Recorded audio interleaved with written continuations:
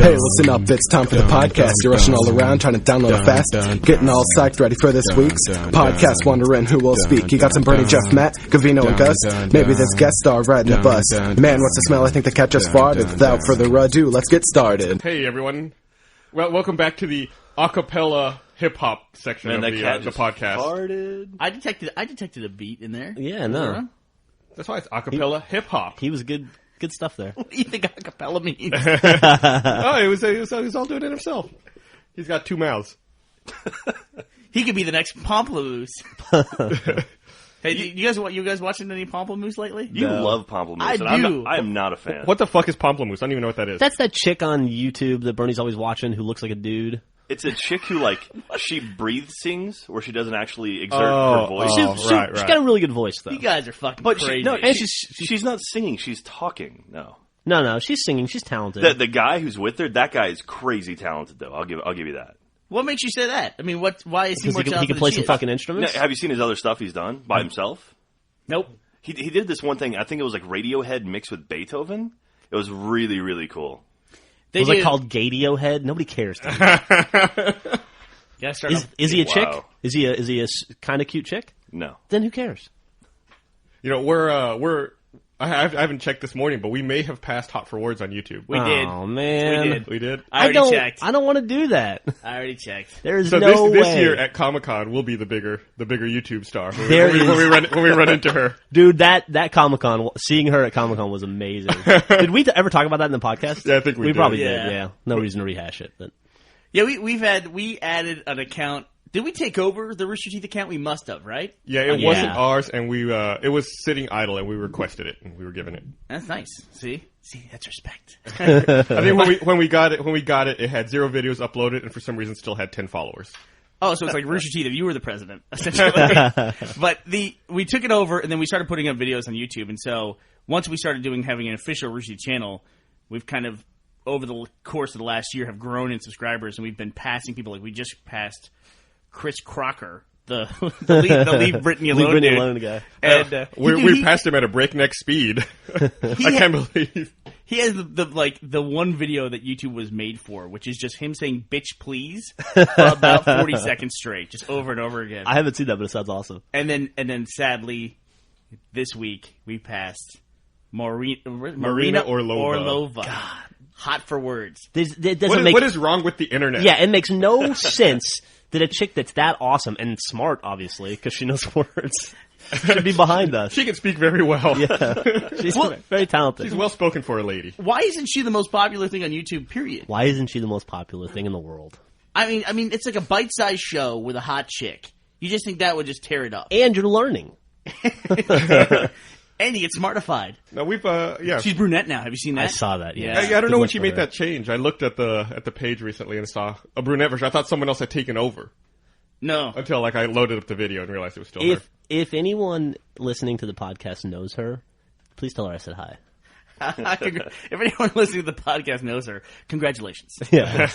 Wait, also, why are you listening to our podcast? Have you seen the new thing too? There's some lady I see her in the related videos for Hot for Words, where it's just a hot lady working out every day, and she posts herself working out. I think I've seen her in those related videos. Well, no, that's just silly. Millions of views. That's it. Related videos. Yeah, millions and millions of views. Brilliant. Hey, I feel like real fast I should say a thank you to the dude that sent me the Dan T's Inferno White Hot Cayenne Pepper Hot Sauce. I don't know who sent it, and I haven't had it yet, but it looks delicious. It was Zorda. Zorda. XORDA on the website. Oh, okay, cool. Well, you never talked about your hot sauce encounter at PAX East, Oh, did yeah. you? I don't know how it happened. I guess we were talking about the man one day, and now hot sauce has become my thing, and it never really was. But some dude came by the booth and challenged me to try a million Scoville hot sauce. And Scoville, of course, is like the rating system for spicy things. Yeah. That'll burn a hole through your tongue, right? I think a jalapeno is 7,000 Scoville, if I recall. Yeah, and then a habanero is like 40,000. Yeah. Anyway. Now, is this like the Richter scale where it goes up in magnitude to 10? I don't know. And then, of course, this hot sauce, like you said, is 1 million. But I did try it, and it was hot. But I survived. So now, fuck it. I conquered 1 million Scoville. I'll be the hot sauce guy. I don't care. You said that... That's going to be my thing now. You said the man was worse, though, right? It's hard to... The man made me sick for the rest of the day. It also puts you in a bad mood. And it put me in a bad mood. This hurt really badly for about a half an hour, and then I was okay. So I don't know. 6 of one, half a dozen of the other. They're both hot as shit. It's like, I don't know. I don't know how to... Hot is hot, right? Well, is that hot sauce that you got sent to you, does that have a Scoville rating on it? It does not. I can't find a Scoville rating anywhere. So like on a Scoville rating, what would be the Sun? The Sun would be... The Sun's like 50,000. What would be Marlena Orlova? What would she be on Scoville? 500 million. God. What if she... Blonde or brunette? What do you prefer? It doesn't matter. Orlova. Makes no difference. Good Lord. I just care about the message. The message. So, and then I'm looking at Scoville units here. I guess pepper spray is 5 million. So if you ate pepper spray? I never thought of using pepper spray as a condiment. You know, I've been pepper sprayed before. It's not fun. Have you? When'd you get pepper gassed. sprayed? They make you do it in the Army. Oh, okay. In basic With training. CS gas? Yeah. It sucks. It sucks bad. So what is that? Is that literally just pepper in a spray? I don't know, dude. It's like... It's some kind of spray made of pepper. It's like getting punched in the throat and the eyeballs and the nose with like 1,000 tiny needles. It's brutal. You see this like a bunch of big grown men like with like snot trails going all the way down to the ground, crying in a corner. Why do they make you do this in the Army? Like, what's the point? Is it just to fuck with you? Just to... I mean, is there any benefit? To understand what you're going to be up against and to reinforce that you should keep the fucking mask on. When we tell you to put the mask on, put the mask on. Otherwise, you're going to be on the ground again. When do you think it was the last time that a soldier was gassed in combat? A U.S. soldier. World War II? Right? Korea, maybe? Didn't they? Wasn't there gas in the Gulf War? There was one? sarin gas in the Gulf War. Yeah. Well, that's a little different. Well, that's totally Did they different. put you in a sarin gas chamber No, they did not. to prepare you for that? Yeah. No, whenever Use the syringe! whenever I think of gassing, I always think of like World War I, like the trenches and shit like that. Man, they do train you how to use those fucking atropine injections too. That's something I never want to do. In my No life. shit, do they really? Yeah. You don't, I mean, clearly you don't have to jam it. do it, but yeah, there's a whole process of how to do it, and you jam it into your thigh, and it's you have to Oh, take you a don't little put it in test your on heart? No. Is that a movie thing, or is that... I think it might be a movie thing. Goddamn. It's a Michael Bay thing. Yeah, they can. What do you have? Do you have to hit like your femoral artery with it, or can it go anywhere in your? They in your didn't teach thigh? us to aim for arteries. They just taught it in the thigh was what you needed to do. There was like a little diagram they showed. You know, Matt did not know the difference between arteries and veins out there the other day. Matt Holland? Yeah, he thought when you got your blood drawn, you got blood drawn from an artery. He didn't know the difference. What's wrong? Why the fuck were y'all talking about this anyway? Why we were having some weird conversation about that old myth that your blood is blue until it hits the air and then it's red. Yeah, that's not true. Yeah, and then have you heard that before? Yeah, I've heard that. Yeah. People say that when it's, or also in your system, it's when it's less oxygenated, like on the return from the lungs, that it's a different color than when it's going to the lungs. You know, I was watching, when I was a little kid, I was watching Bloodsport with my cousin, and at one point, one of the dudes gets hit in the head, and, like, the blood is it's a shitty movie, so the blood is, like, black, and I was like, why would that guy's blood be black? Is he, like, an alien? And my cousin explained to me that brain blood is black, and that's how you know if you're gonna die, because if the blood that comes out of your head is black, then it's brain blood, and there's no coming back from that. And I believed that until I was probably 14. Maybe older. We had that conversation last week with my brother telling me stuff, and then, you just believe it. I also had some things, like, you must have had in your life something that you believed much longer than you should have. Whether it's just, like, a way to spell a word or, like, some kind of grammar thing. Like, I thought that there was two versions of the word separate, and that one was used as a verb and one was used as an adjective. Like, I have two separate pieces of paper, and I'm going to separate these pieces of paper. I thought there was two different spellings of the word. I think I got the affect and effect applied to that word. Yeah, that's interesting. There's also God. What was that thing that somebody told me? Oh, I had a teacher who told me point blank, a science teacher that told me that gas is a super cooled liquid, and that's why older windows over time they flow and they get all warbly looking and they get thicker at the bottom because gas is actually a liquid. But looks like it's as close to solid form as you can get. You mean glass, not gas. What did I say? You said gas. Oh, I'm sorry. Glass. Okay. Glass. Glass flows over time. It's not quite a solid. This is not true, by the way. This is something that a lot of people believe. And I was told this by a teacher. And I had believed that in my entire life. When did you find out it wasn't true?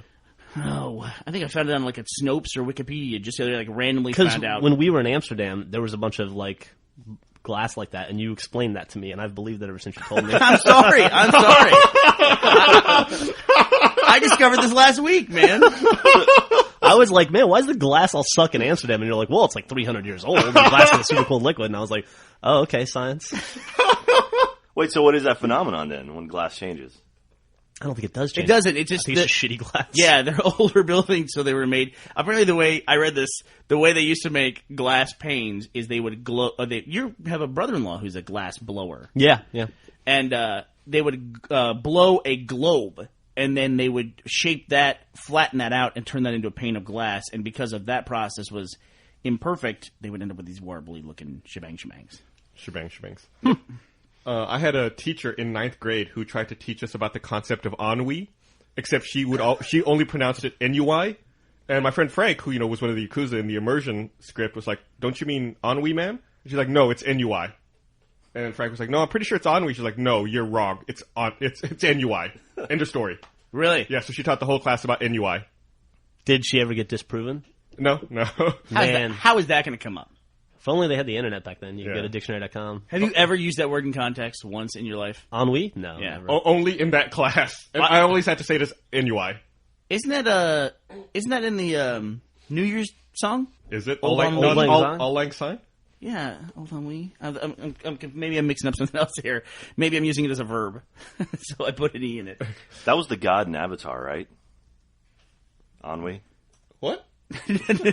No.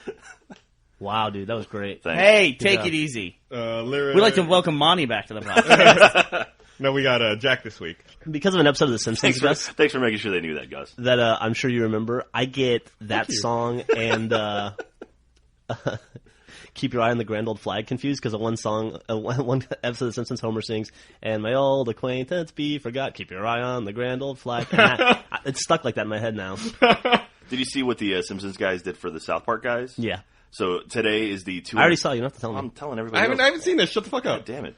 So tonight is the 200th episode of South Park, and the guys at Simpsons sent him a congratulations card that said, "Hey, congratulations on 200 episodes. We already did it twice." Seems kind of bitter. Yeah, it's pretty cool. What did they send the Family Guy guys? I don't know, a bomb maybe? No, million Scoville hot sauce. As far as I can tell, Bernie, the word ennui is not in the lyrics for Auld Lang Syne. It is in the old Frank Sinatra song. Fighting vainly the old ennui. Oh. N-U-I. Excuse me, guys. Anyway, my teacher should have known that one. You think you could have slept with any of your teachers? 17-year-old Jeff couldn't have slept with anyone on the planet, let alone a teacher. There were some teachers that I think students could have slept with. Yeah? This one teacher who absolutely hated me because one time I did a lot of stuff to her, but she threw me out of class and wouldn't let me back in the 12th grade because I stole her purse. And I found her Slim Fast and I hid it from her, and then she had to ask the class who took her Slim Fast, and she was all embarrassed because she was trying to lose weight, and it was a whole thing. But I think there's a lot of guys that could have slept with her probably. Really? Why? Yeah. She just was kind of young and dumb. Seemed kind of slutty. I don't think I had a single teacher I would have wanted to sleep with when I was a kid. Not the Trapper Keeper lady? No. I think in high school there wasn't a single teacher I wouldn't have slept. But it's just weird. Like that's something that came out of nowhere where now all of a sudden all these teachers, female teachers, are getting busted for sleeping with their students. Yeah, some lady in Florida just got sentenced to 5 years yesterday. I mean, I slept with tons of my male teachers, but PE coaches and whatnot. But years in the church have prepared you for that, though. Oh. Wow. Yeah, I went there. You know, we're going to go through a podcast. You know who else went there? All the priests. We're going to go through one podcast one day where we don't offend some small group of people. You mean the boring podcast? Yeah, that'll be the shortest podcast ever. Well, it seems like we well, let's just try to let's make it this podcast. We're not going to offend anyone else now that we've offended the Catholic Church and for the next 2 minutes and teachers everywhere. So, okay, who else is in front of us in that YouTube ranking thing? Like, who else do we need to pass? No, I don't know. It was no one I recognized on the current page, so I'm really No. like Marina Orlova was my current goal, and then after that, I don't really know. Oh, okay. The other thing too is that there's a big movement now with the vloggers on YouTube, and they actually are a pretty savvy bunch, it seems like, and they're constantly making new accounts and adding those accounts and moving them up, and passing us in some cases with some of those things. So it's hard to say. It'll probably just even out to where there'll be like this buffer of all the very popular vloggers on YouTube, and then maybe some narrative stuff down below that. Does it matter? I mean, what does a high subscription count on YouTube get you at the end of the day? Anybody? Anybody? Larger Bigger penis. paychecks. Hey, did anyone hear about the streamies from the other night? I did. Weird Al Yankovic won something. Are we going to talk about this? I just want to bring it up real fast. Well, what do you want to know? What do you want to know? Well, apparently I didn't watch the streamies. I forgot that it was that time of year again. But the only reason I heard about it is because the next day the executive producers put out an open apology letter. Yes, they did. Yes, they did. And it's so dumb. The whole thing is so dumb. It's actually very internet, honestly. You guys know I'm in that academy, right? Yes, you are. Yeah. The International Academy of Web Television. And I actually talked about this a couple weeks ago. I went up to they had screenings for the nominees, and they had a screening in New York, and they had a screening in Los Angeles. And I thought, this is my first year in the academy. I want to take this as seriously as possible. These awards are very important to people. I'm going to go to one of these screenings and to see it. And I went to the screening, and honestly, there was nobody there. I was in a theater of about 300 seats, and there was maybe 20 of the seats were filled. And this was in New York? Yeah, this was in New York. And this was, I would say, and I saw one other group there that actually had a web show. It was just general public. It was held at a university. That's where they rented out the space to do the nominee screening. And after that, I was like, well, I don't really want to go to these awards. I already kind of went out of my way and spent my own money to go, fulfill my duty as a member of the Academy. I'm not into award ceremonies anyway, honestly. Yeah. We're not nominated for anything, so there's no, I can kind of sit this one out and, wow. Apparently it was a major, major disaster, which now makes me wish I had gone. The only clip I've seen, I guess like two presenters came out. It was a man and a woman on stage.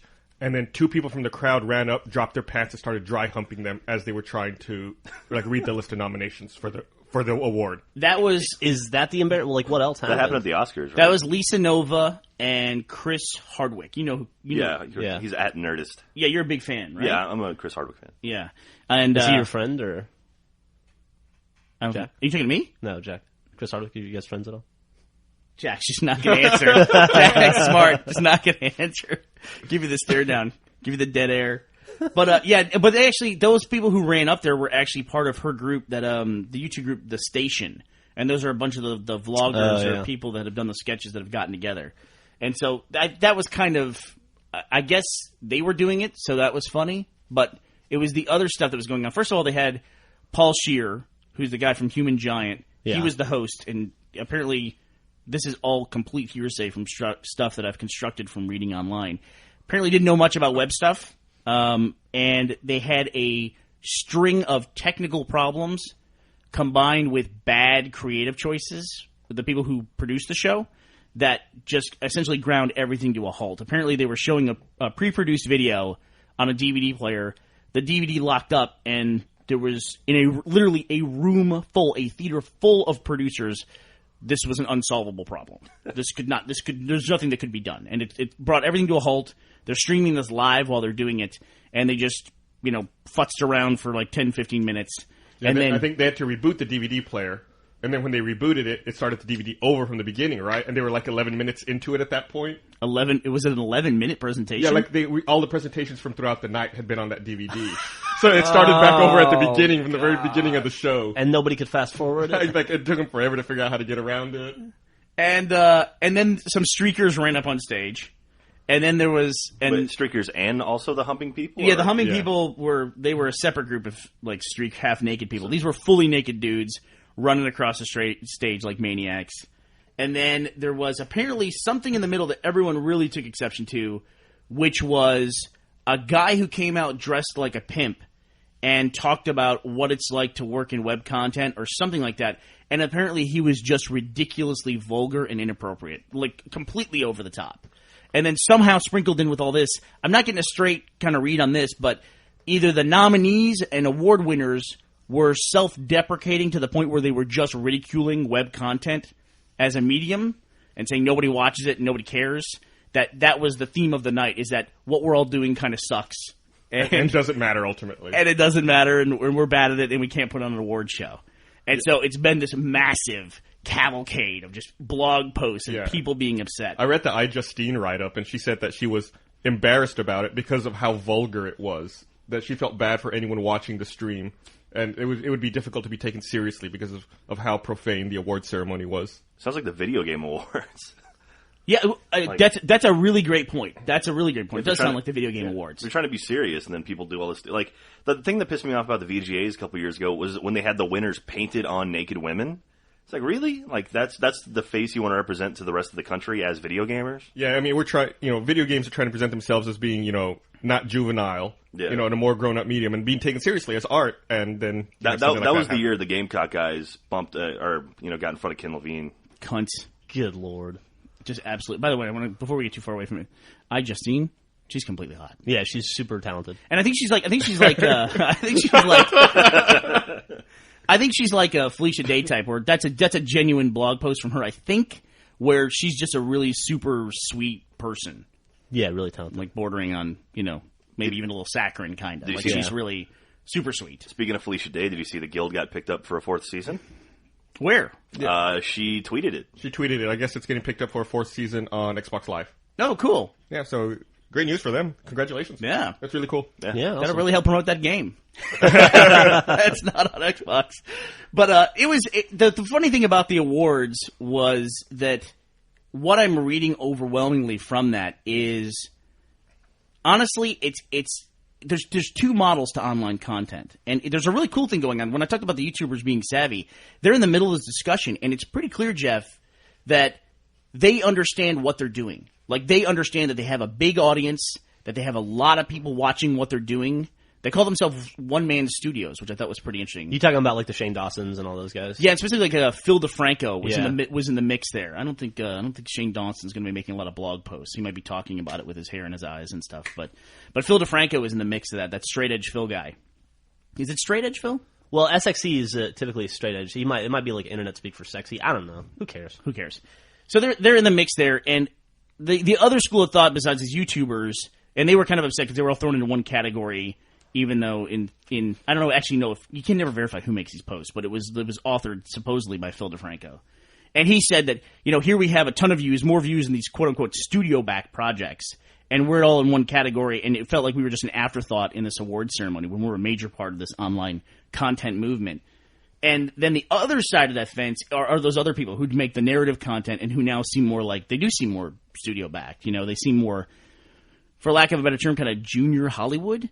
Sure. And those people are so fucking embarrassed for no reason whatsoever. They are on blog posts talking about how this award ceremony was supposed to legitimize online content. Oh, come on. It's supposed to make it to where it's respectable and all that. And it's so fucking clear from all those posts that this whole thing is just like, do they really believe in the web content movement, or is it just this avenue to get to Hollywood? And now they've been blockaded by being associated with something that's disrespectful. That's retarded. Yeah, well, I think a lot of people look at it that way. They think they don't realize that the internet's a destination. They think of it as just like a place they're passing through, trying to get onto Hollywood. To other avenues. Yeah, which I guess, if you're upfront about it, I guess that makes sense. But if there's a bad award ceremony, just the award ceremony is just another production, and a production being bad has no implication on your show at all. Yeah, that's very true. Not in any way. Like, let's go back to the Video Game Awards thing. The fact that Spike TV puts on the worst fucking awards ceremony in the world doesn't say a damn thing about the video game industry. Right. Because the video game industry doesn't need an awards ceremony. Doesn't care. Yeah. Not hurting sales. Why do we have to have an awards ceremony? We don't. For everything. It makes no sense. Yeah. So like, what won BioShock won that year, and the Gamecock guys came up and interrupted. The Gamecock guys are fucking idiots. BioShock is still a good game. Anymore. They're the gone? Gamecock guys are gone. They got bought by South Park Media, I think. South Peak Media. Well, Yeah. That's probably just a desperate move to try to get some attention, right? Yeah. Well, I think they were hurting for money too. But it's very clear in the whole process that, Hollywood has an award ceremony, so we're going to have an award ceremony. We're going to have pre-produced bits because their award ceremony has pre-produced bits. We're going to have a craft awards that happen on a different day because that's the way the Oscars do it. Did they really do that? They really did do all that, dude. Yeah. They really... Like, they had best sound design, best sound editing in a web series. Have we built up enough of an academy of people who are experts in sound design in web delivery that we could actually award something in that? That seems bizarre to me. Which sounds best over your USB speakers, basically? Honestly, I think the web awards at this point could if you're going to do specifically for video, and that's all this concentrates on, you could have maybe 8 categories, that are very specific to web video. There's nothing specific to web video. I mean, there was a vlogger category, and that's about as good as you're going to get. But there's like best animation, best dramatic series, best comedy series, best actor, best performer. It's just like it's clearly just a mimicry of something greater than itself. Yeah, and that's good. That's dumb. Who needs that? I mean, if you're going to have an online content awards, kind of makes sense that would be online, right? Yeah, I agree. I mean, you get to do something cool and different. Nope, they're all getting together in a theater in Los Angeles, dressing up, red carpet. And here's something really embarrassing. I read about some guy who was nominated. He wasn't allowed to go down the red carpet because the other celebrity web series, the celebrities were allowed to go down the red carpet, but there wasn't enough time or ability to accommodate the nominees themselves. Literally one of those. Who's the dude who's in the guild? Is it Sandreep? Is that how you say his name? I'm not sure. I read something by him this morning. He said that one of the people walking down the red carpet instead of one of the nominees was Patrick Duffy. Wow. Like they were bumping people out of the way for Patrick Duffy to come down and make the award ceremony seem more legitimate. When I think legitimate, I think Patrick Duffy. I know I do. Does Patrick Duffy have a web series? Oh, I'm looking here at the winners, and I see best ensemble cast in a web series. It's a series I haven't seen called Easy to Assemble. Yes. Actually, it's good. It is. It's a lot of names I've heard. Ileana Douglas, Justine Bateman, Sherry O'Terry, Tom Arnold, Ed Begley Jr., Tim Meadows, Ricky Lake. Weird. It's Ileana Douglas's project, and it's about there's another weird thing too. There was a whole category. I said there's no category specific to web, but this is one of the ones they had that was specific to the web, which was bizarre, which was best product integration into a web series. That was a big deal. Huh. Who won that? In fact, one of the biggest deals about this award ceremony tanking is the fact that one of the sponsors was rumored to have asked for their money back. Like, that's a big deal. That it hurts our collective ability to get sponsors, Jeff. Are you worried? I'm so worried. Should we close up shop? Yeah, well, maybe we should. We're not legitimate, Jeff. What I heard, and of course I don't know as much about this, but you said there's best product integration in a web series, and that's for Easy to Assemble, IKEA, apparently. Yeah, that's what I thought of it. Won that award. And what I heard from someone else who's also in the Academy, not you, what I heard from someone else in the Academy was that IKEA was the biggest sponsor of the event. So there was a little bit of controversy that IKEA is the biggest sponsor, and then they turn around and get an award because of it. Interesting. So, seems a little weird. Marina Orlova not nominated. What? Travesty. What? David Wayne won something, right? Here's Patrick Duffy. Wainy Days, I think. Yeah. Here's Patrick Duffy at the Streamy Awards, sponsored by IKEA and Kodak. Yeah. Fucking Patrick Duffy. Yeah, I don't know. It's fledgling. You have to go in that expecting it to be a little fledgling, I think. And I think I said in one post that the ceremony itself seems like the internet to me, because you have a bunch of bad jokes, a bunch of horrible noise, you have dudes rushing the stage naked, you have a host of technical problems, and then in the middle of that you have a couple people who are doing really cool stuff, and you're excited to see that. Yeah. Like, that sounds just like the fucking internet. The awards were true to life. Yeah. It's mayhem and chaos punctuated by people doing cool stuff that you want to see. They just needed some people up on stage off on the side yelling, racial epithets and obscenities to really round out the true internet experience. And they had celebrities. They could have. Was Michael Richards there by any chance? No, he wasn't. He wasn't. Could he have assisted? Zach Galifianakis also didn't bother to show up. Zach Galifianakis won for that Between Two Ferns show. Yeah. That was best show of the year. Best comedy show of the year. Really? I like Zach Galifianakis. That show sucks. I think it's supposed to suck. I think that's the point of it. I guess. But, Then that's funny once. I don't know if it has to be. And as a further continuation of this thing being a great representation of the internet, is that come Monday morning, everybody at that award ceremony was essentially Taylor Swift, right? And they were all just so upset. They were all just ruined, and they were all, except she didn't even take to the streets and cry about it. She let other people do it for her. Yeah. But it has become now real life internet drama where these people are just livid. People should be fired from the Academy. These producers should be let go. I think we need to bring our old Real Life versus the Internet video back out. out of the vault. yeah. Post it up again. Maybe we should. That was one of the first Red vs. Blue videos I ever saw, I think. What, real life versus the internet? Yeah. That was like one of the first ones I saw, and I was like, this is really, really funny. And then I started getting into the series. Did you watch the streamies? No. You? Anybody? No. The only reason I remembered is like the day after it happened, I saw a bunch of tweets from Kent Nichols talking about it. Yeah. I mean, it was... I totally missed it. That's the other thing, too, is that nobody would know. If there wasn't all the people who were supposedly offended by all this, and I mean really not offended, really embarrassed by it, that it didn't legitimize them, if they weren't talking about it, nobody would know. Maybe it's intentional. Makes you wonder. Yeah, maybe maybe there's a lot of noise and a lot of people upset to get people interested in it. It makes it more interesting. Yep. Doesn't it? Yeah. It does.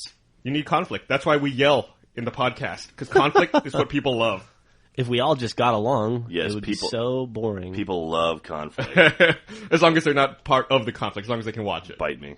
And I know you guys don't care about it. I imagine most people listening to this don't care about it too. But, I mean, this thing going completely wrong has actually done more for solidarity in that community than I have seen in a very long time. Like, people are actually talking about things as opposed to being, wow, I have a show with 1 million viewers. This is crazy. I'm the best thing in the world.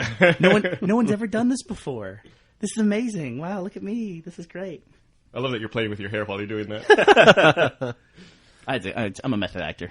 On a happier note, we're having a Halo 2 play date tonight. Hey, that's right. Y'all excited? Y'all gonna dust off your copies of Halo 2? Yeah, I already found a copy. I'll be playing tonight. What is it, 9 to 11 Central? I think we're doing 9 to 11. Well, we should probably just do 9 till midnight, because they shut it down at midnight, right? I think they shut it down at midnight Pacific time. So 2 a.m. Central? Right. Nobody, Yeah, I'm not but playing you till can you can keep playing if you want. We're not going to stop you. I'm probably going to get in late, so. Oh yeah, what you got going on? I'm having dinner with a friend. Oh yeah, well, what are you guys eating? Somewhere up north, probably like Threadgills or something. Oh okay. Who's the friend? Is that okay? Is it Patrick Duffy? Patrick Duffy. Will they be bumped for Patrick Duffy? But yet, I saw a post on HBO that Bungie has gone back and updated the Did You Know screens for Halo 2. That's halo.bungie.org, right? Yeah, halo.bungie.org. Yeah, not HBO. not home box office. Which, by the way, what is that the dumbest name for a channel ever? We were talking about dumb corporate names that you just take for granted, that it's just a stupid name. And I think we all pretty much agreed that PayPal, for what it does, is probably the dumbest name. You mean X.com? Yeah, I was about to say, I don't know if you remember when it launched, it was X.com. X.com's way better Yeah. than PayPal. PayPal is just, it's horrible. Because Joel was pointing out that Friendster makes no sense. Why would they name a big corporate company and an entity Friendster? And I said, well, it actually fit at the time it came out because it was Napster. So this was Friendster. So it made sense. He didn't get it. Go figure. But I'm shocked and flabbergasted that he did not understand something. Facebook. Like Amazon. Why is the bookstore called Amazon? Well, Because we have to destroy the trees in the Amazon to make books. Duh. Well, it should be the forest, one page at a time. what I heard was that they weren't sure what they were going to do when they started. That they weren't sure like what they were going to sell specifically, so they tried to pick as generic of a name as possible. So that way, no matter what they decided to sell, it would work. Well, it fucking worked. So good for them. You know, you can see on Usenet, you can see Jeff Bezos' original posts where he's asking for people to come help him build a site. Really? Yeah, that's part of the archive of Usenet. Wow. It's fucking crazy. Maybe what, like 92, 91 maybe? Yeah, that's pretty nuts. Is there any sort of like large place that holds a bunch of internet history? Nope. Yeah. Like important events like that? Oh, well, there's the Wayback Machine. Google actually acquired a lot of the old original Usenet archives that existed that had been missing for a long time, and they put them online. Oh, yeah. Yep. Like I remember they found it was a reel-to-reel tape that had a lot of that backup, and it was a big deal because the tape quality had degraded. They needed to do a lot of work to fix it, and then they needed to find a fucking machine to read the tape. It was a big deal when it happened. Sounds very a couple years ago. John Titor-esque. I know, like on Fark on Fark, I think every 9/11 they post the original thread of the 9/11 thread. They like repost it. Yeah. It's just crazy to read that kind of stuff. And like the old iPod threads on Slashdot talking about how crappy it's going to be, stuff like that. Like, there's no like one place you can go to see all this sort of internet history, right? Not really. I mean, go to the internet where it was to begin with. But you're right. Those sites die, and then what happens to them? Yeah, like GeoCities. Like GeoCities is gone. Like that's ludicrous. What a loss. How will we ever recover? Well, I know my first website was on GeoCities. Like the first one I ever made. What a loss. No, but I know what you mean. It's like, and there are no caretakers. There's just too much stuff to do that. I was on some I sent Jeff a video that we had watched back in what? 98. 98 or 99? Three Brain. It's the Wii song. Oh God, Remember that? I fucking The hate squirrel. that. I hate that. Did you really? When you're a kid and you want to go Wii. When you're a kid and you want to go Wii. Griffin came to get me because I was painting in the bedroom and you had sent that on her account. And I walked over and I started watching and started laughing. And she just stood there and looked at me and was like, what the fuck are you laughing at? What is wrong with you? That's like all the rather good stuff, right? Oh man, rather good. I forgot about The that. Sponge Monkeys or whatever. And actually, this Wii, the Three Brain guys still have a website. It just doesn't have this on it. This is on albinoblacksheep.com. Do you remember that site? Yep. That was like old Newgrounds school before sites, Newgrounds. It was Old Grounds. Yeah. Yeah. And one of the other links that came up was a site called Cool Site of the Day. I remember that. That I remember Cool Side of the Day. That thing goes back to 91. And they're still updating today and have the exact same HTML format that they had back then. Have we ever been on Cool Side of the Day? No, we were not God on damn there. it. Homestar was on there 3 fucking times. What the fuck? I don't know, man. I was looking even the first month when we started. Nope, we're not on there. Son of a bitch. Fucking Homestar. Actually, one of the blogs I read the Daily What, which is just like they just post crazy stuff on the internet every day. And I check it all the time. And I noticed the other day that our immersion video got posted on the Daily What. That was really, really cool. Be like, oh crap, this is a site I read and we're actually on it. That's neat. Finally, legitimacy. See, this is what it feels. we need an award show. This is what we've been looking for all these years. Now, if only we could get a Golden Web Award, then everything will come Oh, full circle. wow. I had a Golden Web Award. What? I'll link dump it. It's okay. You don't have to play it. No. I gotta play it. Sing along if you know the words.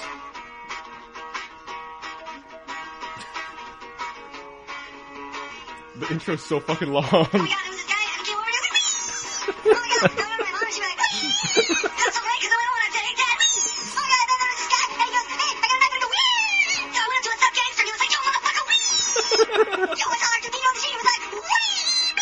So I saw a kid in a wheelchair, he was going down the hill really fast, he was like, wee! Yo, what's your movie theater? This guy, he was like, I got the book, and I was like, oh my god, wee! When you're a kid and you want to go wee, but you ain't got drugs yet. You hold on for your life. Hold on to your little gonads and strife. Gonads and strife. Gonads and strife. Gonads and Strife. Love it. Love it. Terrible.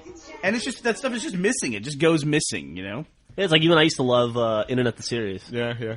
I'm I'm sure it's terrible now. probably terrible, but I would never talk about that or bring that up ever again. well, I'm just wondering. I wonder if you could even find it. You know, the Homestar guys, one time in an interview just recently, they were talking about their 10-year anniversary and what the web was like when they started. And they mentioned the strawberry shortcake. Miss Muffy? Miss Muffy, the wrapping strawberry shortcake thing that you guys loved. Same people that did Yeah. Internet Series. Yep. But they said there was some stuff out there like that. Yeah. It definitely wasn't, consistent content like they did, every week. Internet stuff goes fast, man. It goes by really fast. Like you're talking about South Park. Have you ever watched the old Matt Parker and Trey Stone? Yes. Is it Trey Parker and Matt Stone? I get it Trey wrong? Parker and Matt Stone. Thank you. Trey Trey Parker Parker and and Matt Matt Stone. The History of America? No, the Shockwave stuff they did. Remember Shockwave? Oh, yeah. The Princess. Princess. Yeah. Shockwave. I don't know if I'll be link dumping that. Yeah, that's a bit rough. You can look it up yourself if you want I'll to. put some giant NSFW blink tags around Yeah, it. you should definitely look it up though. That's one of the best stories in the history of the There internet. was a too. documentary It really about is. that whole It bit. really is. Like Flash came to him, Yeah, it was Flash.com. Came to him with like $1 million. yeah, and said, "Make us a Flash series." And they said, "Okay, but we want complete and total control." And they said, "Yeah, sure, whatever." Yeah, make- this is make like a Flash series. season 2 of South Park had come out. And so they made a Flash series, and it was called Princess. Yeah. And they were just wondering, how can we, we push the boundaries of television on South Park. How can we push the boundaries of the internet? And they did a good job. Oh my God. They made 2 episodes and that was it. And they turned it in and then the Flash was like, we'll get back to you. Technically, I think it was Macromedia. Macromedia. Yeah. Macromedia, that's right. I don't think Flash was ever a company. There was a documentary about that whole event on Views or something like that once. Really? Yeah. There was an old thing that I used to watch called Fat Kid Network, and I don't know whatever happened to it. I don't know if I've ever heard of that. Yeah, I shut it down. Fat Kid as one word, Fat Kid Network, and it was Flash, and it was awesome Flash for the day. Remember everything was Flash. Like Gabocore. Yeah, Gabocore. Gabocore was Holy awesome. shit. Gabocore is like some web design firm that never actually had a website. They had a put coming soon site. Flash intros for their coming soon But site. we were all in love with their Flash coming soon site. We would all Anytime it go would to it every update. week to see if it would update because it was so crazy. Have you ever seen it? Like, have you gone back to look at it since then? It's changed a few times. Well, they archived. Somebody archived the old version that everybody went to and looked at. Oh, I bet it's terrible. So horrible. And we'd all look at it and go, one day the web will look like this. Everything will be like Gabocorp. What was your first ISP ever? AOL. AOL? Yeah. I think I was Prodigy. Oh, yeah? God, it was horrible. Even Monty's not here. Tells we're old. Yeah, no kidding. Where's Monty when you need him? So He's probably asleep. you were talking about immersion. And I just want to let everybody know that we've had very positive response to immersion, so we've already started production on a few new episodes of immersion, which should be coming Yay. soon. So excited. I love, too, it's like, this is like the world's most perfect show, because I just give Brandon ideas like, all right, here's the thing I want to try. Let's do this, and let's try this. And then Brandon's got to figure out a way to make it happen. Brandon and Griffin. Yeah, dude, I asked my wife what she was doing this morning. I won't give any spoilers away, but she was going to the hardware store to build something terrifying. I look, she's got plans up on the computer this morning, and I'm like, what the fuck is that? And she's like, don't worry about it. It's like we'll get packages from these obscure companies, and Jeff's like, what's in that? It's like, don't worry about it. You'll Dude, see. yesterday in passing, I was like walking out of the office, and you had been talking to Brandon about something, and you looked at me and you go, man, you're going to hurt so bad in the next video. It's going to be really rough. You should be ready. I did clear one thing with you, though. I was like, I have to ask you before we spend money on this, would you be willing to do this? And to your credit, you said yes, you would. Yeah. I said yes to... Gus is a baby, though. I said yes to all three of those things. Gus literally was like, I don't know, I wear glasses. I mean, I would do it if I could see. I think it's a little unfair for me to be blind on top of everything else. All right, that's it. Yeah, I'm a You're- baby. You're Woohoo. replaced. You're replaced. Okay, have Jeff do it with his fucking eyes closed. Yeah, I'll do it. I don't How care. blind are you? I'm pretty fucking blind. Why don't you get LASIK? Why don't you shut the fuck up? Why don't you do it? I'm serious. I'll get it the day my eyesight goes bad. I'll be there waiting for the doctor to open up. There's also another thing, too, is if you get LASIK, you're going to need reading glasses sooner in life than you normally would. Yeah, sure, if you're going to read. At an older age. Well, computers for that shit. That's right. You've already got your iPad, right? Yeah, I got my iPad. I don't care. Are you doing any reading on that yet? Yeah, I'm reading yes, I'm reading. Did you get that Alice in Wonderland pop-up book? No, from but I'm Millie? gonna get it I've because heard it's fucking awesome. I've heard it's cool. They also have Winnie the Pooh pop-up book. I think Yeah. that's supposed to be pretty cool. But yeah, I'm reading like a Bukowski book. I'm rereading Women. Wait, but there's a pop-up book on the iPad? I It's like- don't think they're using the word right.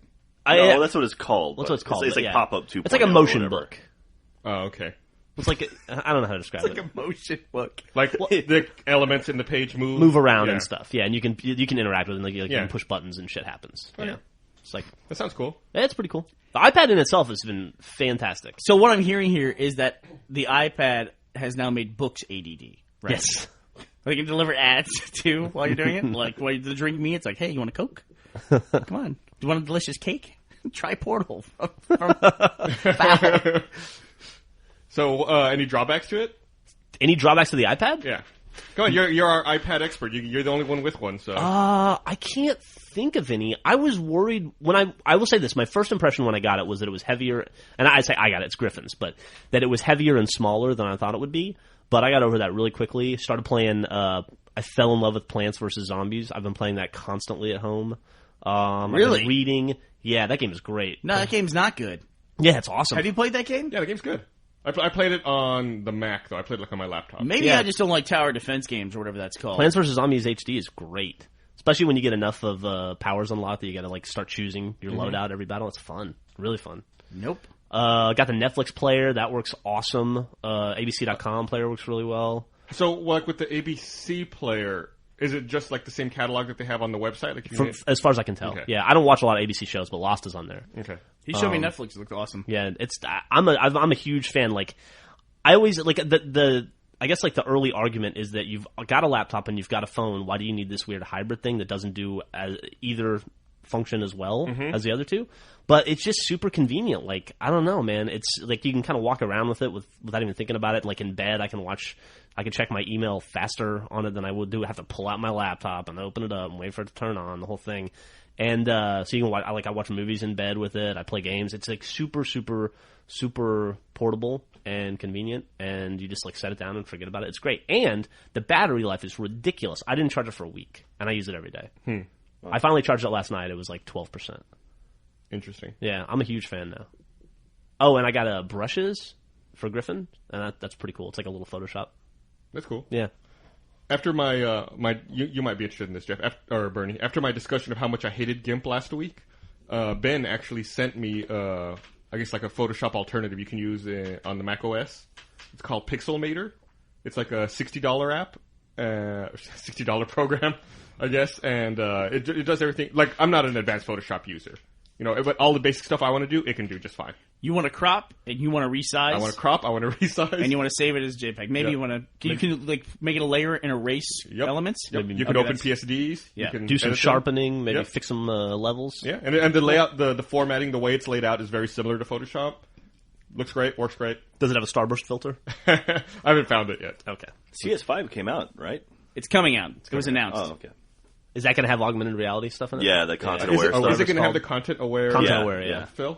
Yeah, that's in CS5. Have you seen that video? It's pretty crazy. Yeah, I guess it's like it seems like it's a take on some of the other stuff we've talked about before. Like I've linked up those videos where they do the automatic resizing and it's all taken care of in the application. It seems like just an extension of that same technology. So that will have the context-sensitive resizing too? I don't know that they've announced that it'll have the content-aware filtering yet or not.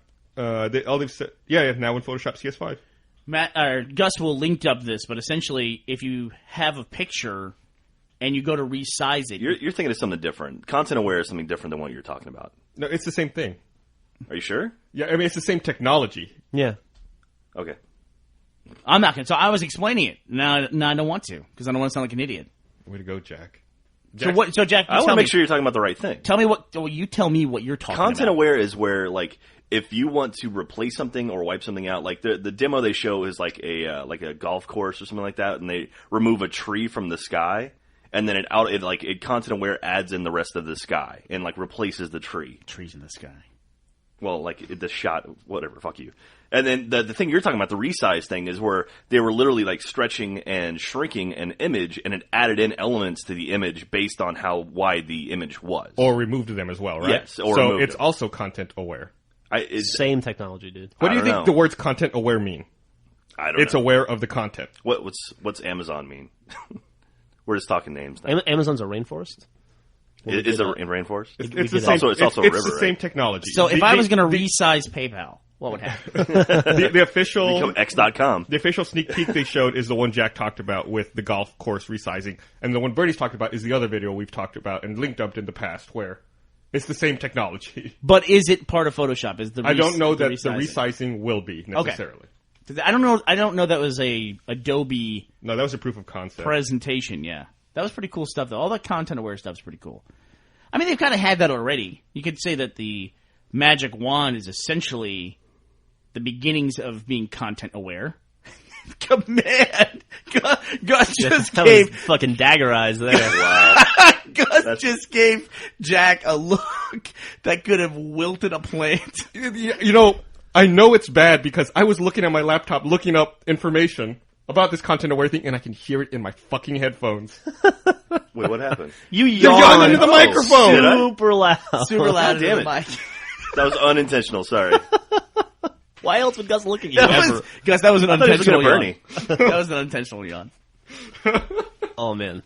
Look, guys. We're just trying to be legitimate here. Stop embarrassing us. Stop embarrassing the medium. We are not going to win a potty award. Wait, I don't understand why that's funny.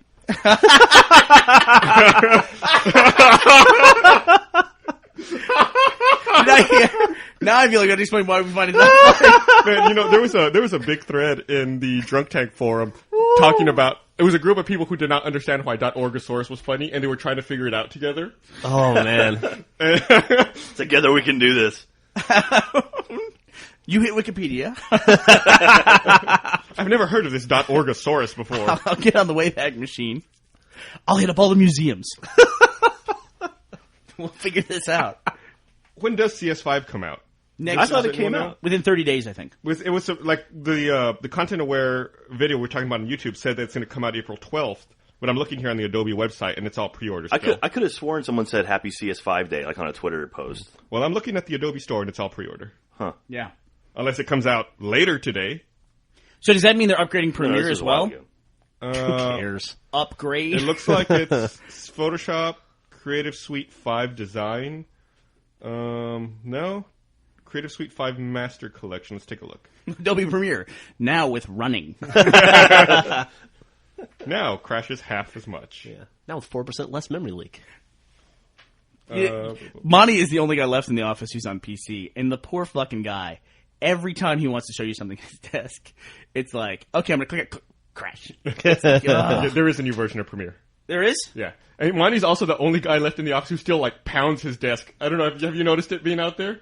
Like, Yeah. he'll be in the middle of something, all of a sudden you hear, like, smashing on the desk. You're like, is everything okay there, Monty? He's like, fucking Maya, fucking Premiere. You'll hear like, click, click, click, click, click, click, click, click, click, click, click, click, smash, smash.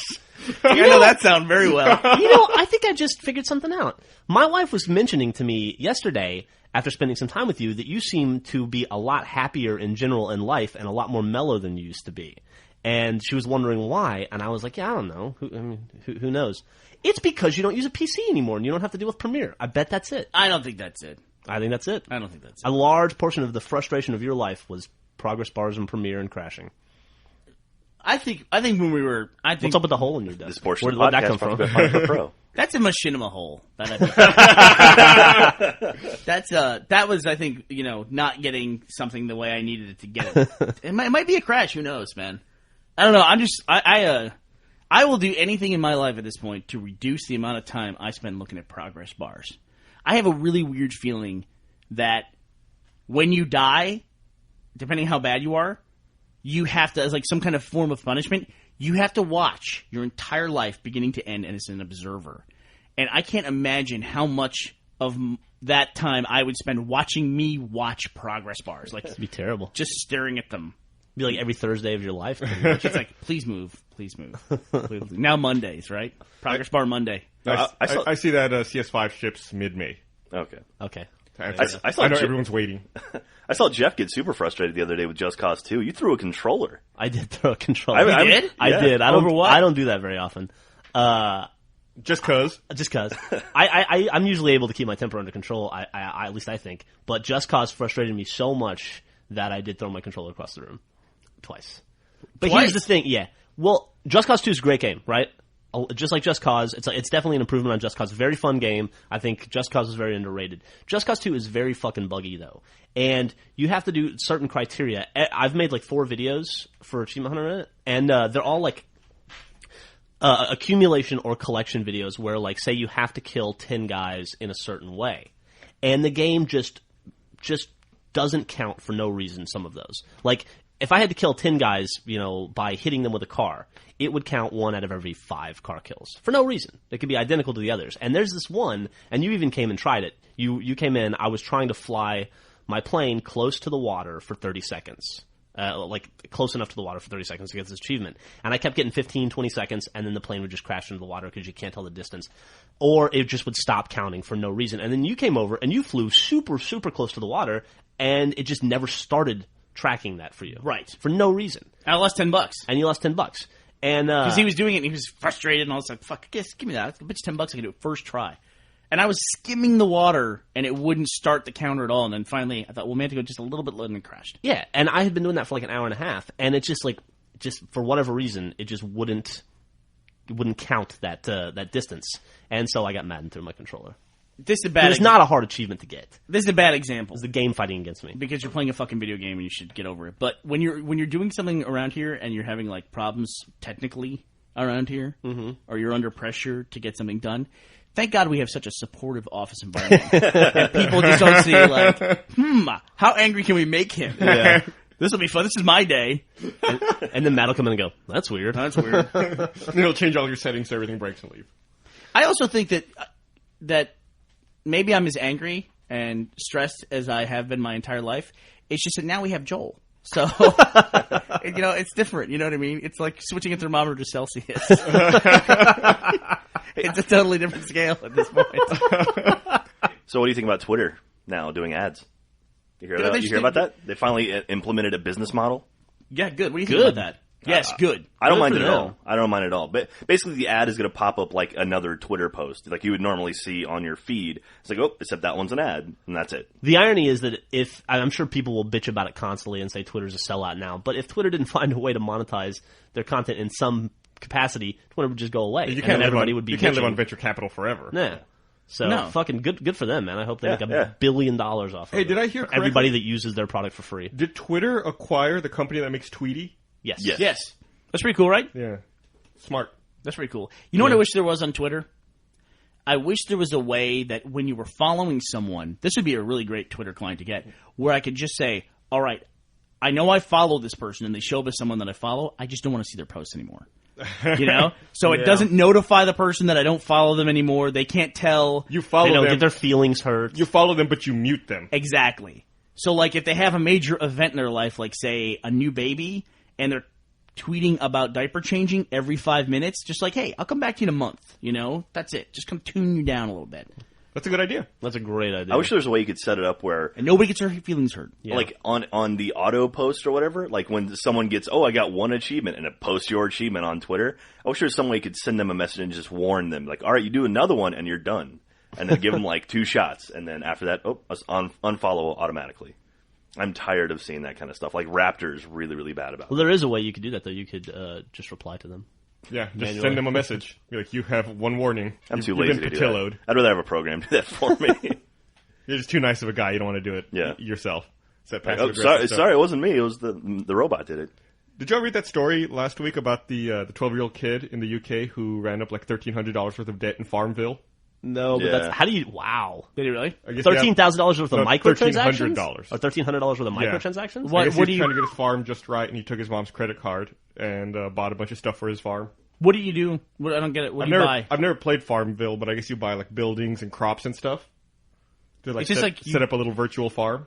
Is that what it is, Jeff? Do you buy a farm and then you just decorate it? That's it? I've never played it, but what you're describing sounds like right up my alley, and I would want to do that. You want to buy a farm and decorate the farm? Oh, it's like Viva Pinata or whatever, right? I love that shit. But it's like your friends have to work on your farm to help you or something. It's a Facebook game.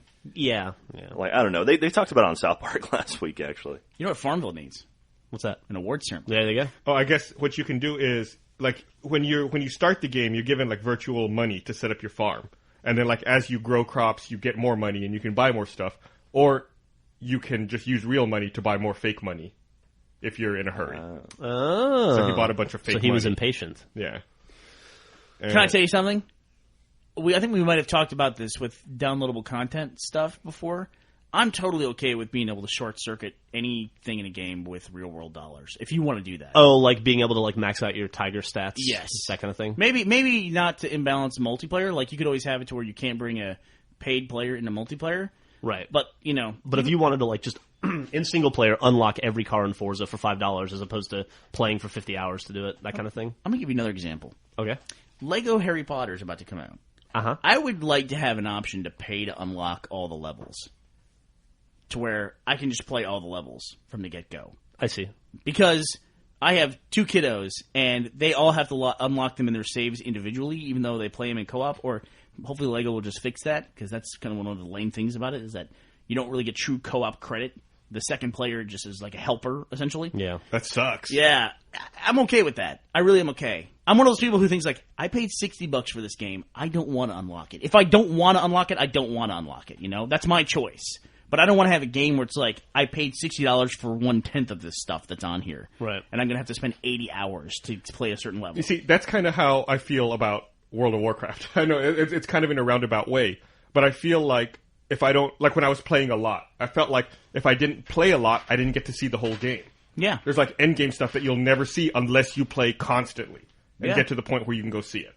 And people will say, well, like, that's one of the game, you know, when you go, I'm putting on my voice, my internet voice here, but that's one of the game and you have to play it. And then, but it's like, that it's not fair you could buy your way into that. But it's not exactly fair that you have 10 hours a day that you can devote to this game either. I mean, fair doesn't play into it at all. I It's just totally different agree. scenarios in people's lives, Yeah. you know? And I realized, that one rewards a certain kind of play and one rewards the developer with the money, So I think we all know which direction it's going to head anyway, so. Hey, speaking of Lego Harry Potter and kids playing games, I would like to thank you for suggesting that we get the Maw, because my daughter has fallen in love with that video game, and it's the first game she's ever, wanted to play, and she plays by herself. I watched her last night get through the first 3 levels completely by herself. Cool. Which is really cool. She needs your help constantly. I was there the other night. That was Monday. She's way past that. Oh, okay. And she needed my help on level 3 because she has problems with these specific turrets. They require you to smash A a bunch. And last night she figured out on her own how to get past it finally. And she was doing flips. It was great. She was so excited. But yeah, that, and that's such a cute, fun kids game, It's a fantastic game. Everybody should play it. It is. Yeah, kudos to those guys at Twisted Pixel for making it. And also making cute little stuffed animals that my daughter drags around town and loses at coffee shops and requires us to go and yell at coffee shop employees until they find it. Little stuffed Maw. You picked those up at PAX East, right? Yeah, we picked them up at PAX East. And the most fucking frustrating thing happened. Millie left the Maw at a coffee shop. And then Griffin had to take her to ballet, because she's a girl. And after ballet, Millie was like, I need the Maw. I left the Maw at the coffee shop. What are we going to do? So Griffin called me and asked me to call the coffee shop and see if they'd found it. And they were on their way to the coffee shop. So I call them and I say, hey, did you guys find this purple stuffed animal? And they go, yeah, the thing with one eye. Yeah, we got that. And I said, okay, my wife is going to come pick it up in 5 minutes. Can you just set it aside somewhere? In that 5 minutes, they lost it again. Oh. Yeah. And then it took them 45 minutes to find it. And with my kid freaking out and my wife screaming at him, how can you lose a stuffed animal in 5 minutes? And then they finally found it and it was soaked in water. I don't know where it was. Well, then give me the Maw I gave you back. Well, I thought she didn't I have told you it. we had it. No, give it back to me. You said it'd be nice to have a backup. I didn't know what that meant. Oh. Okay. Yeah, well, no, totally. I gave you one of my kids' Maw. I thought it was weird that you were giving it to me. No, I thought she had lost it. No, she got it back. That's a good transaction there. Got my Maw back. These are also the dudes who made Explosion Man. Yeah. What do you think about Explosion Man? I was not a fan of that. As much, not my kind of game. It's too precise for me, and I'm not a very precise kind of guy. Oh yeah, but people jump in a certain way. Yeah. Yeah, I don't like. You're also not a very stealthy kind of guy. I saw you trying to play Splinter Cell Conviction yesterday. Dude, fuck that. Fuck you guys. I rocked it. So Jeff and I are playing co-op in Splinter Cell Conviction right now, and it's like I'm trying to be sneaky and patient and quiet, and Jeff is just a bull in a china shop running around trying to shoot as many people in the head, make as much noise as possible, and I'm sitting there. Jack doesn't like that I shoot out lights to make it better. You shoot out lights that don't matter, and all it does is piss off the guys who are waiting for us. Every light What matters. sucks is I really want to play Splinter Cell Conviction, but I really want a good co-op partner, and I know Jeff would not be one. Co-op multiplayer. Co-op multiplayer. Because we played that first level on the hardest difficulty, and I was awesome. Well, once we get through the game, I'll play with you guys. All right, that'll be good. Comic Jumper is the next game that Twisted Pixel is making. Yeah. I don't know when it comes out, but it's cool because I like Xbox Live Arcade. I like it a lot. I do too. In fact, the game room thing is not resonating with me. I like Xbox Live Arcade a lot better. And did you see they just had their Xbox Live Arcade Awards? Probably one of the coolest uses I've seen of the Xbox Live dashboard so far by Microsoft. No, I didn't see that. Yeah, they had awards where you could vote on the categories for Xbox Live, and basically the end story is that Trials HD and Shadow Complex destroyed everything else. And those are two makes sense. Really great, tremendous games. Yeah. And Battlefield 1943 destroyed everything in multiplayer. You know what I'm really excited about? Shadow Complex was so successful that we're starting to see a ton of clones of it already, which is super cool. Sorry, what was? I wouldn't say Shadow it's super. Complex. I wouldn't say it's super cool. Have you seen the Russian? You're talking about Russian Attack. Yeah, aren't you? Russian Attack and the new Lara Croft game. I think both look like Shadow Complex clones. That Russian Attack one is a straight rip-off. It looks identical. It looks like Shadow Complex to me. That's I cool. don't know if you've seen the trailer for it yet or not. I haven't. It looks just... Imagine the Shadow Complex trailer. That's the Russian Attack trailer. With Russians. Shadow Complex is a great game. Great game. Shadow Complex was better than a lot of the retail games I played last year. Yeah. That was Not a lot of them, but it was good. That was the last arcade game I 200 of 200 did. I'm trying to think. Might be the last one that I did as well. It's definitely the last one I did. Actually, I did that DRM thing you told me about, Bernie. And I downloaded all the stuff to my Xbox at the house. Get out of here. That looks just like it. Wow. I would think you're showing me Shadow Complex. That's what I told you. It's like Yeah. looking at Shadow Complex. Wow, that's crazy. Trapped in a military complex. Yeah, that is Russian Shadow. Attack's an interesting brand to use that for, but that looks wow. Yeah, that's pretty similar. So anyway, I downloaded all the stuff to my Xbox at the house, and I was going through seeing what some of the first stuff I downloaded was on my Xbox. Yeah. And Outpost Kalaki X was the first game I bought on Xbox Live Arcade, and I only had like 75 or 200 on there, and I started playing it again, and that's actually a fun game. Never played that game. I enjoy it. I liked it when it came. I downloaded it like when I first got my Xbox, and I remember liking it at the time. It's a tower defense kind of thing. It's not. It's like Civilization, like build up a little thing. It's like Farmville tower defense. Oh, that sounds fun. It's not tower It's defense. not tower defense at all. It's a like lemonade stand type game. It's a lemonade stand. Lemonade Stand's a great game. Totally lemonade. That's what it's like. Yeah. Yeah, and that's what it is. And yeah, so I started playing it again. And actually, someone did guides online, like video guides online, of how to beat levels 3 through 12 and get golds on all of them, because you get an achievement for getting golds on every level. But I can't get past level 2 on my own and get a gold to make it to level 3 before I start doing his guides. So, But I mean, it's that kind of game where you have little parts of your station that you build up, like you get the machine gun turret versus the laser turret, and that kills some enemies better. I see. That attack you. You might not be at the. Well, there's two different. There's like adventure, and then there's war. And the war one is one where you have weapons. It's kind of funny though. Like when Xbox Live Arcade came out, I thought it was like it was a way to give you bite-sized, like kind of okay gaming experiences between retail games, right? Like, I'm sick of playing Grand Theft Auto. What am I going to play while I'm waiting for Splinter Cell to come out? I guess I'll play fucking Pac-Man C or whatever. But now, you could just have Xbox Live Arcade and just play arcade games and have an awesome gaming experience and still not be able to play them all. There's so many good games out. Been kind of a drought lately, but yes. Yeah. It seems like in the last 5 months. Final Fight came out today. Final Fight Fury? Final Fight Fury, yeah. Huge fan of that. And then Afterburner comes out next week. That'll be cool. That'd be Perfect cool. Dark School. It's definitely better than the initial days when it was...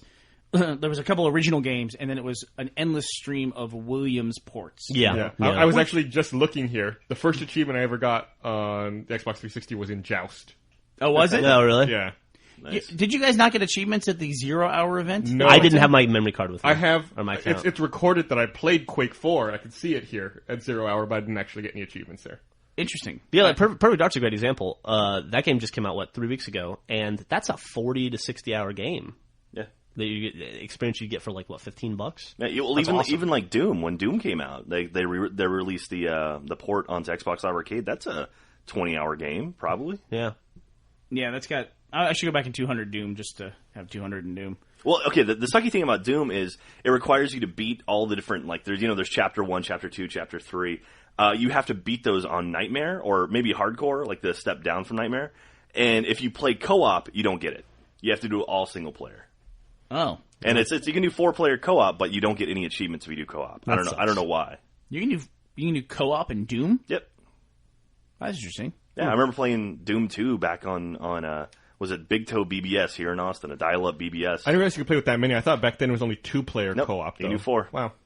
I don't remember. I stand co-op corrected. for that. That's interesting. Yeah. Yeah, Doom was I was a huge Doom fan. Didn't George used to play Doom with his girlfriend at the time, who's now his wife? I don't know. I remember they used to play like Doom 2 together, co-op.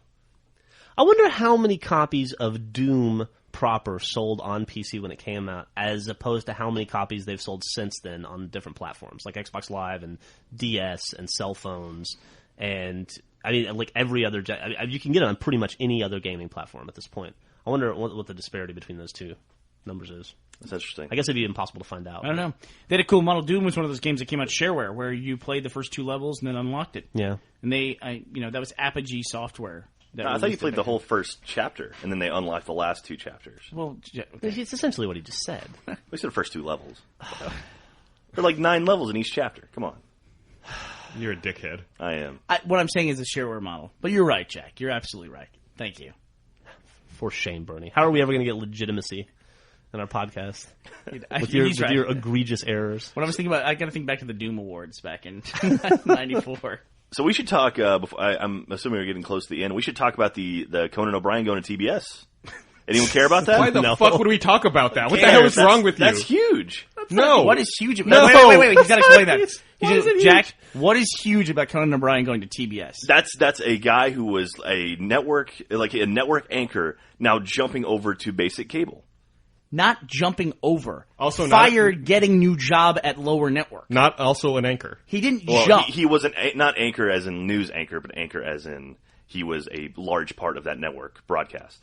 The interesting thing that I think in this whole process is that George Lopez had that time slot and has now been bumped back an hour. You know, it's funny. We were making that joke the other day that Conan screwed over George Lopez, much like Leno screwed over Conan. And I read an article that said that TBS approached George Lopez and said, "Hey, how do you feel about this?" And he said, "I'd rather have Conan's lead-in an hour later than not have it. So please bring him on." Apparently, everything I read the same article. Conan said that he didn't want to do it. He felt uncomfortable bumping George Lopez, and I guess George Lopez had to call him and beg him to do it. And George Lopez has been very open since the announcement too, saying this is the greatest thing ever. Bring it up. Let's have Conan come here. He's awesome, which is the right thing to say. Absolutely. You know what Absolutely. I mean? But is it a big deal? No. I think it is. Is it? Why? Well, we'll see when the first series of ratings come out. Oprah's already done it, or she's in the process of doing it. Yeah, I think that's ultimately that'll be a bigger deal. I think so too. Yeah, it's Oprah's thing. Do more people watch Oprah than watch late night TV? Oh, I would think so. I would think so. Yeah.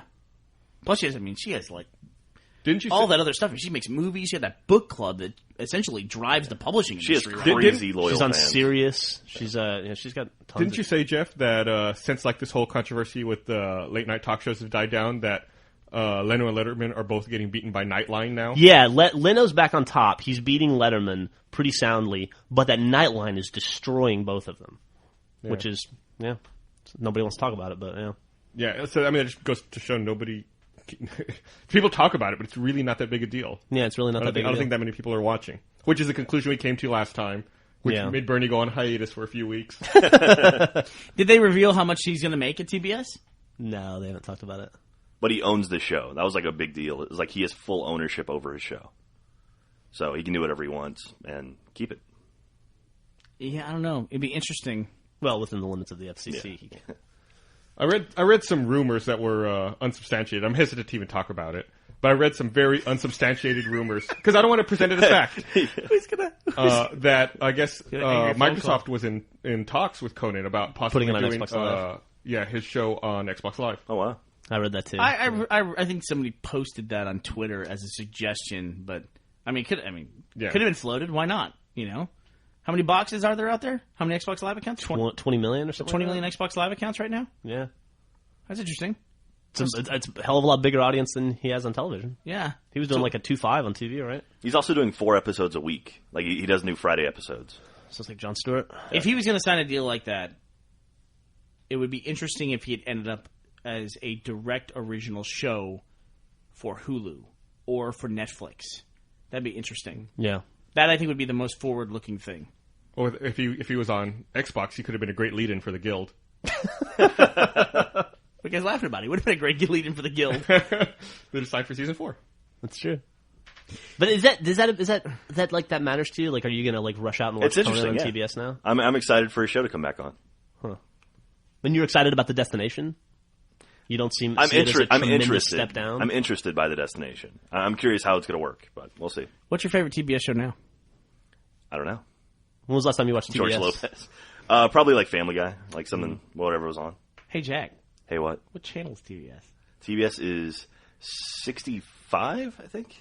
That sound right? I don't know. It's 430 or something. I mean, TBS. Doesn't TBS just exist to show Atlanta Braves baseball games? Basically, Yeah, basically. Well, it's honestly very funny. It really doesn't matter because I mean, if you look at like a show like Mad Men, that's very well received. It's A&E, right? It's AMC, right? Yeah, it's AMC. AMC. AMC shows that, and then where's Weeds on Showtime? I mean, even HBO Weeds is on Showtime. Came out of nowhere, and HBO's a legitimate network now. So maybe this is a move that TBS could get stuff done. You know, It's possible. They could be the next Fox. 10 hours of Seinfeld reruns, and then Conan An O'Brien. episode of Family Guy, and then Here's a really interesting question. We talk about lead-ins. Wasn't one of the complaints that Conan had about bad ratings is that Jay Leno was such a shitty lead-in? What's the lead-in to Conan O'Brien on TBS? It's probably like Family Guy or Simpsons or Sex and the City or Andy Griffith reruns. or Andy Griffith. That's all I ever equate with TBS. It was like I was a kid, and that's where they always showed Andy Griffith, the Munsters, and sometimes the Three Stooges. Gilligan's Island. I never forgot when they showed and Three then Stooges.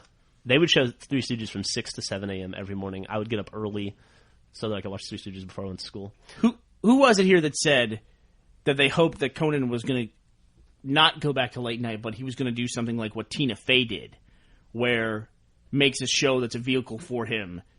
And somebody said it here, and I thought that would have been great. You know, I don't. Yeah, it wasn't me. to have like a 30 Rock-esque show, but done by Conan O'Brien. Yeah, that'd be really cool. He could do like a Larry Sanders type thing, right? Well, I wasn't saying necessarily Specifically like had that, to be equate to, yeah. But they could do something, you know, where Andy Richter's had a bunch of TV shows too. He's a funny dude. He is a funny guy. For the record, Jack was right. TBS is channel 65. Wow, look at you. Look at that. What's the lead-in? Oh, I don't know what time they're going to air it or anything. When does it? Yeah, when does it start? Anybody know? I think they said I think it's November. November, yeah. November. Yeah. Well, he's contractually Oh. obliged not to get back on TV. That makes sense. I think he can be interviewed, though. He just can't talk about NBC stuff. I think Lopez actually interviewed him for something. Wow. Like welcoming him to the network or something like that. It'll be interesting. It'll be interesting. To support you, though, Bernie, TBS is also channel 501. Oh, is it? Yeah. There you go. On your FM dial. So he's on 2 channels then. He's on cable and AM. All right, well, we should probably wrap this up. Well, we haven't we're talked about already something going else big. What's up? We haven't talked about the Gears of War 3 trailer. Oh, yeah. Oh, yeah. Did you guys take a look at that? Yeah. Yeah, what do they call it? The Ashes to Ashes trailer or Yes. something? I didn't realize that was Dom at first. With dude the beard? The dude with the beard. I was like, who's this old guy? It's really interesting to me. Maybe because I never played Gears of War 2. I'm not quite. I know Marcus Phoenix, like the main guy. I don't know the other guys. Yeah, Dom had a much bigger role in the second Yeah. game. Oh, did he? It's Yeah. big time. it's Marcus and Dom are the big pair, and then it's Cole and who's the other guy? It's Coltrane. And it starts with a B, doesn't it? I don't know. Bayer, something like that. Something, yeah. But then it's like those other 2 guys. So That beard's a big deal. I keep reading about this damn beard. Like, people are just fascinated by the fucking beard. well, the one thing that fascinated me was the fact that trailer had 5 people there in that pit at the end, which makes me think maybe it's going to be 5-player co-op. That doesn't make any sense. Why does that make sense? Why does it make sense? Because Jack said it. Oh. I get it. So we're going there now. Yeah. There was a female There was a character female. in there. So I'm hoping that means they're going to let girls play co-op now. Since we're drawing weird conclusions from the trailer. I thought the trailer was cool, though. Yeah, you did? Yeah, it was cool. I read a criticism where somebody said, they've already done the slow music thing in their last 2 trailers. It's like, it's a law of diminishing returns. Everyone's doing that style now. Like But- Dante's Inferno did that, and there was another big one that did that recently. But you could also say it's thematic for the franchise. That's what they do. Yeah, Yeah. that's what Yeah. they're known for. That's what their trailers are. That's how they do it. It's not overdone.